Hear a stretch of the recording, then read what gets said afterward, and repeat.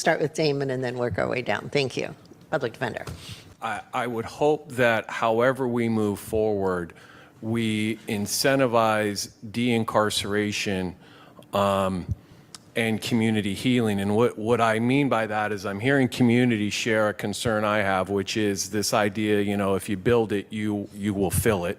I think there's actually positive indication in this county that we have not done that in the past. We have, I think, around 4,100 beds available now. There's a projection.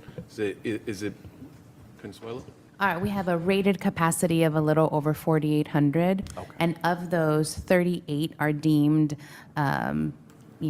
decent enough to be used.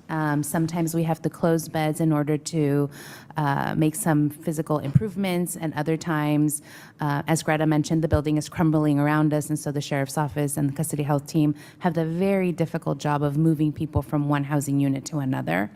So a little over 4,800, but the actual usable beds is about 3,800.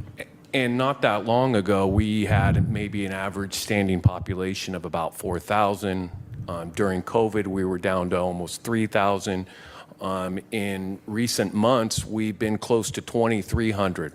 And so the observation I would just share is that, and the challenge and sometimes the frustration I've experienced is when we actually have programming that results in de-incarceration, is there the actual financial incentive? In essence, can you close portions of the facility or not even ultimately build portions of the facility if we properly incentivize de-incarceration? And so I just hope that will be kept front of mind moving forward so that we have an incentive, in essence, to invest in those de-incarceration programs rather than necessarily saying, well, they don't actually provide a return on investment because we can't shutter portions of the facility or because we've potentially overbuilt any facility if we move forward with building a facility. And so I just want to keep that observation front of mind.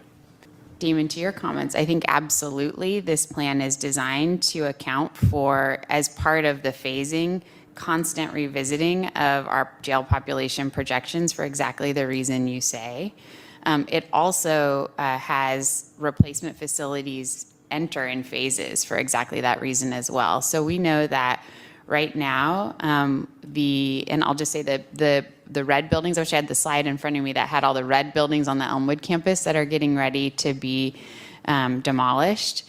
It begins with the demolition of what we refer to as minimum camp, because we don't hold anyone who's a minimum security person in custody by and large anymore because of exactly the evolutions in policy that we've been talking about.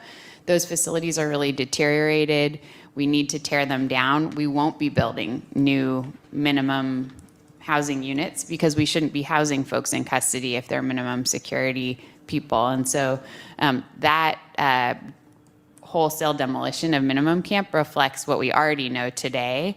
But the phased investment in additional housing out on the Elmwood campus will allow for us, if we continue to see, which we all hope we will, a decline in our jail population, to then not make those subsequent investments and to tear down more and more of the aging facilities on the Elmwood campus, as we need ideally fewer and fewer beds. And I do just want to emphasize that even today, we're proposing a 1,400 bed reduction to really bring down and never refill beds that were built in this community decades ago when we did hold people in custody.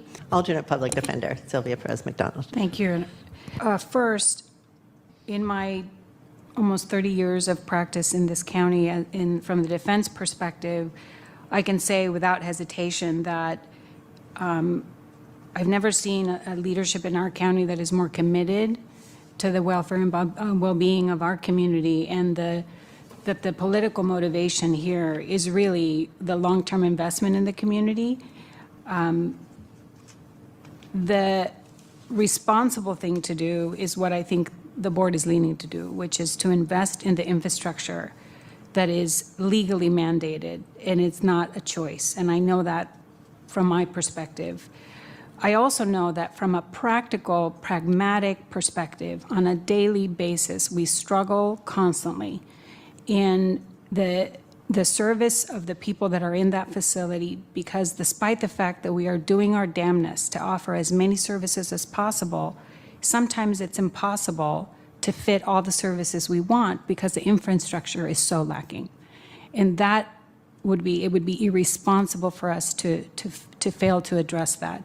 For instance, we now have social workers that can come into the facility and serve our clients. We have attorneys that sometimes need to see the clients. We have medical staff that are mental health or address medical needs. And when we have to turn away a lawyer or a social worker or an investigator because we don't have capacity to meet their needs, that has a practical impact. That case will be delayed. A lawyer will not see their client. And those are realities that we simply cannot ignore. I also think that the physical improvement of the building does not change culture and does not change mindsets. And that is still going to be an absolute necessity for us to focus on.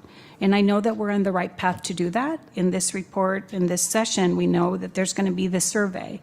And I know that based on the commitment from the sheriff, the commitment from our board, there's going to be a dedication to help shift the culture so that we can focus on rehabilitation and effective services. And I think that's what gives me hope, looking at this from a defense perspective and understanding that we don't want people in custody, but when they are there, we have to serve them to the best of our ability, and we simply cannot do that in the status quo.